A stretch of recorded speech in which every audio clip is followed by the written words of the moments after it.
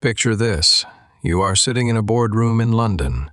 On the table is a 400-page investment prospectus. It promises the greatest construction project in history, a city in the desert. $500 billion. You close it, push it across the table, and say one word. Number. That is exactly what the world's biggest investment firms have been doing. For 3 years, just this week, industry insiders confirmed what Saudi officials have desperately tried to suppress. Not a single major Western investment firm has committed capital to NEOM. Not one. One senior construction manager described the project in a single word: uninvestable. But here is what nobody is telling you. The investors didn't just say no, they documented why. Those due diligence reports paint a picture far worse than any headline has captured. In this video, I will expose why global investors have blacklisted NEOM, reveal the due diligence findings that made billion-dollar funds walk away overnight, and show you why the money Saudi Arabia desperately needs is never coming. Here is the math that terrifies Riyadh. NEOM's original budget was $500 billion. The public investment fund committed roughly the first $50 billion. That is 10% of the total needed. The remaining $450 billion was supposed to come from foreign investors, private equity, sovereign wealth funds. None of them came. The reasons are devastating, according to sources familiar with due diligence reviews. The first red flag was the cost model itself. NEOM's projections assumed construction costs 40% below market rates. No serious investor accepts fantasy numbers. The second red flag was infrastructure. NEOM sits in one of the most remote regions on Earth. No roads, no ports, no airports, no power grid, no water. Everything built from scratch. One infrastructure consultant estimated logistics alone added 30 to 40% to every cost projection. 30 to 40% on a project already budgeted at $500 billion. The math was broken before ground was broken. The third concern was timeline. NEOM promised a functioning city by 2030. Investors model returns over decades. NEOM's model showed negative returns for 30 years straight. No fund manager survives those numbers. Independent engineers told investors the realistic timeline was 2050 at earliest. 20 years late. The fourth red flag was engineering feasibility. The line requires 2 parallel mirrored walls, 500 meters tall, stretching 170 kilometers. No structure like this has ever been built. Multiple engineering firms concluded it may not be physically possible. After 7 years and $50 billion, the trench is 2.4 kilometers long, 0 meters tall, 1.4% of the length, 0% of the height. That is the return on $50 billion. The investor courtship began immediately after the 2017 announcement. Saudi delegations toured London, New York, Tokyo, and Hong Kong. The pitch was extraordinary. Holographic presentations, private jet tours, personal meetings with royals. By 2019, dozens of firms had received the prospectus. The response was near unanimous. Polite interest followed by silence. One London-based fund manager told reporters the numbers simply didn't work. The risk-reward profile was unlike anything they had ever seen. Emails unanswered. Follow-up meetings canceled. The silence from Wall Street was deafening. Every major financial capital heard the pitch. Every single one passed. And it wasn't just the money. Due diligence teams flagged governance concerns that made compliance departments refuse to sign off. The Khashoggi killing in 2018 cast a shadow that never lifted. Reputational risk alone was enough to kill most deals. Multiple fund managers told reporters that their boards simply would not approve Saudi exposure after that incident. No independent oversight, no transparent procurement process. A single decision-maker with absolute authority over the entire project. Western compliance frameworks require transparency, accountability, and independent auditing.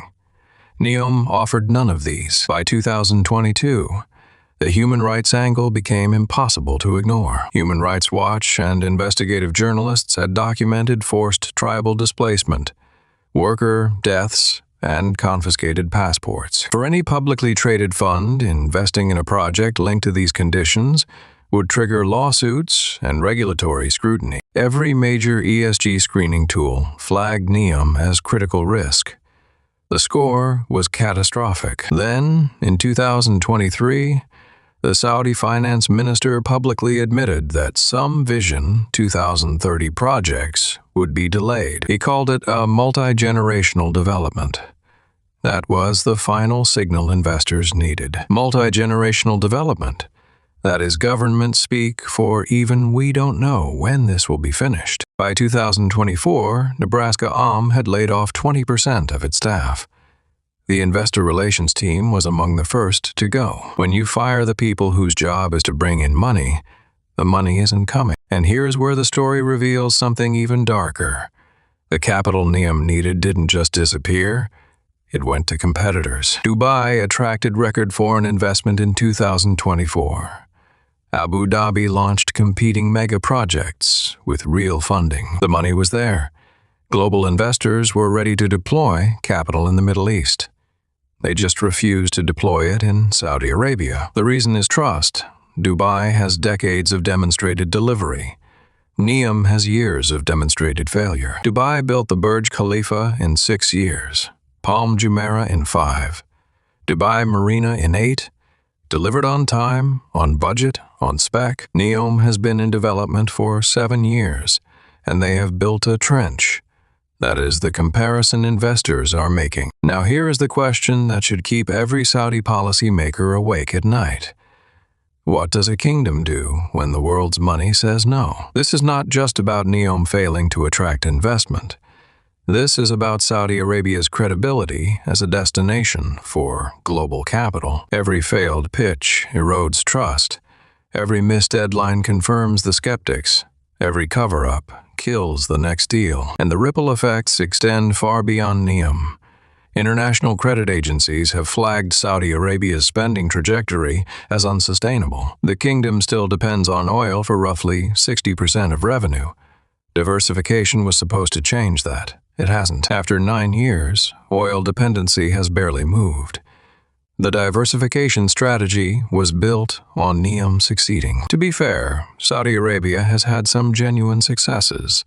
Tourism to Riyadh has grown. But tourism generates billions. NEOM was supposed to generate trillions. The scale of ambition and the scale of failure are not comparable. And the pivot tells you everything. NEOM is quietly being repositioned as a technology and data center hub. The futuristic city of 9 million residents is being quietly replaced by warehouses full of servers, server farms. That is the consolation prize after $500 billion in promises.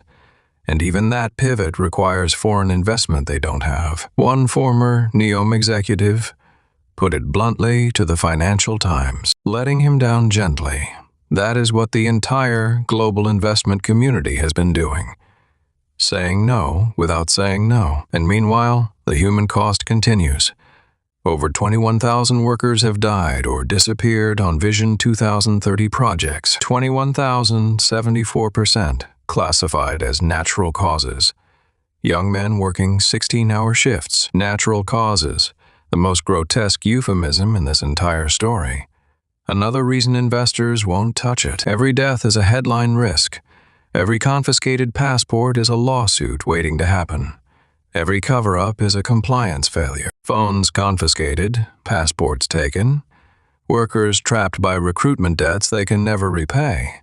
This isn't investment risk. This is liability. So here is where we stand. The world's biggest investors have reviewed NEOM. They have read the prospectus. They have run the models, and every single one has reached the same conclusion. Uninvestable. This is not a temporary setback. This is a permanent verdict from the people whose job is to know where money grows. Money is flowing everywhere in the Gulf, except NEOM. Every year makes the gap harder to close. They didn't reject a project. They rejected a promise that was never backed by reality. You were told this was the future. The investors who actually checked the numbers told you it was a mirage. What is your take? Will any investor ever fund NEOM, or is the dream officially dead? Subscribe. because this is just the money side. Wait until you see what we found about the workers who built it.